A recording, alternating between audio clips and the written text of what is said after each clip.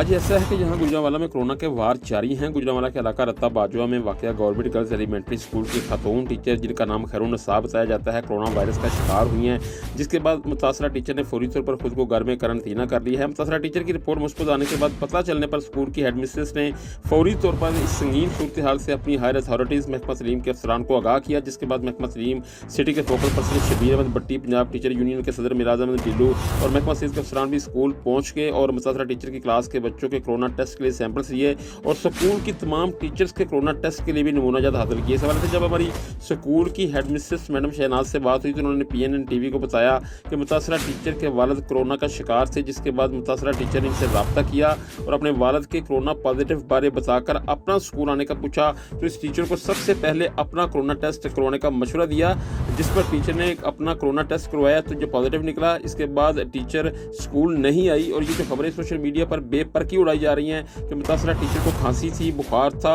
और इसका गला खराब था और स्कूल की हेडमिस्ट्रेस ने इसको छुट्टी नहीं दी, इन खबरों में कोई हकीकत नहीं है। ये हकाइक के मुनाफी, हकाइक के बरअक्स खबरें हैं। हकीकत ये है कि मुतासरा टीचर खैरुन्निसा को कोरोना की ऐसी कोई अलामत ही नहीं थी। मुतासरा टीचर ने सिर्फ कोरोना टेस्ट भी अपने वालिद के पॉजिटिव होने की वजह से करवाया था, क्योंकि वो इनके साथ रह रही थी। और मुतासरा टीचर की क्लास के बच्चों के कोरोना टेस्ट के सैंपल्स ले लिए गए हैं। कितने बच्चों में कोरोना है, इसका फैसला बच्चों के हतमी कोरोना टेस्ट के रिजल्ट्स आने के बाद किया जाएगा। जी।